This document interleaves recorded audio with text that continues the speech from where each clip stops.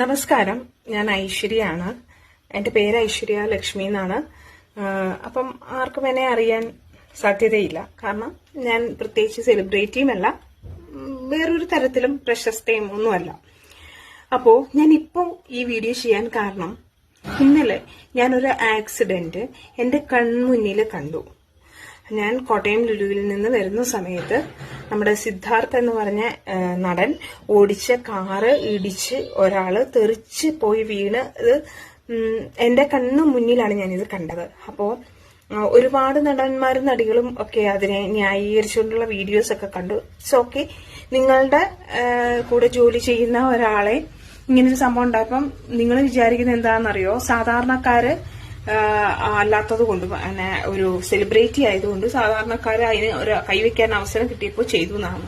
ഒരിക്കലും അല്ല കേട്ടോ, ഒരിക്കലുമല്ല. അങ്ങനെയൊന്നും അല്ല. ഇത് ഒരു ജെറ്റ് വരുന്ന പോലെയാണ് ഈ കാർ വന്നത്.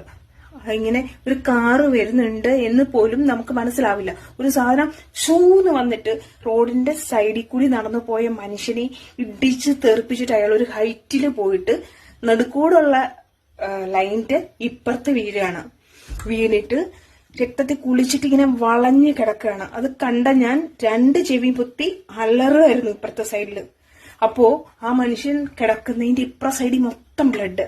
അവിടുന്ന് ഒരു വെയിറ്റിംഗ് ഷെഡിന്റെ സൈഡ് ഭാഗവും കൂടി ഇടിച്ചിട്ടാണ്. ആ വെയിറ്റിംഗ് ഷെഡിൽ ഒരു മനുഷ്യൻ നിൽപ്പുണ്ട്, അയാൾ ചാടി, അതുകൊണ്ട് അയാൾ രക്ഷപ്പെട്ടു. വെയിറ്റിംഗ് ഷെഡിന്റെ സൈഡ് കൂടി ഇടിച്ചിട്ടാണ് ഈ കാറ് പോയി നിൽക്കുന്നത്. ഓക്കെ.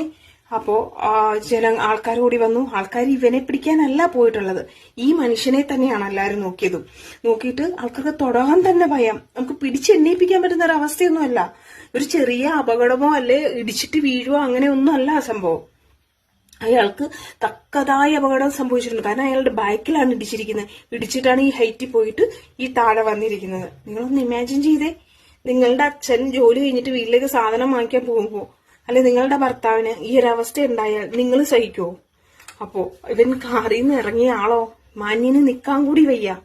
നിക്കല്ല, അവൻ ആരാണെന്ന് തന്നെ അവന് ബോധമില്ല. അവൻ മദ്യപിച്ചിട്ടുണ്ടെങ്കിൽ ഒന്ന് ചെയ്യേണ്ടത് അവന്റെ വീട്ടിലിരിക്കണം. ഇവൻ മദ്യപിച്ച് ഡ്രൈവ് ചെയ്തിട്ടുണ്ടെങ്കിൽ അവൻ മുന്നോട്ട് പോകാൻ പറ്റുന്നില്ലെന്നാണ്ട് എവിടെയെങ്കിലും നിർത്തണം, അല്ലെ അവന്റെ ഫ്രണ്ട്സിനെ കോൾ ചെയ്ത് വരുത്തണം. എന്തൊക്കെ ഓപ്ഷനുണ്ട് ഒക്കെ പോട്ടെ.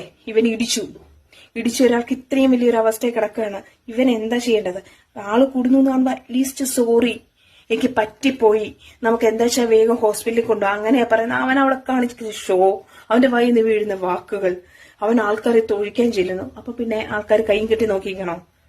സീരിയൽ നടനല്ല, സെലിബ്രിറ്റി ആണെന്ന് പറഞ്ഞുകൊണ്ട് എന്ത് വേണം?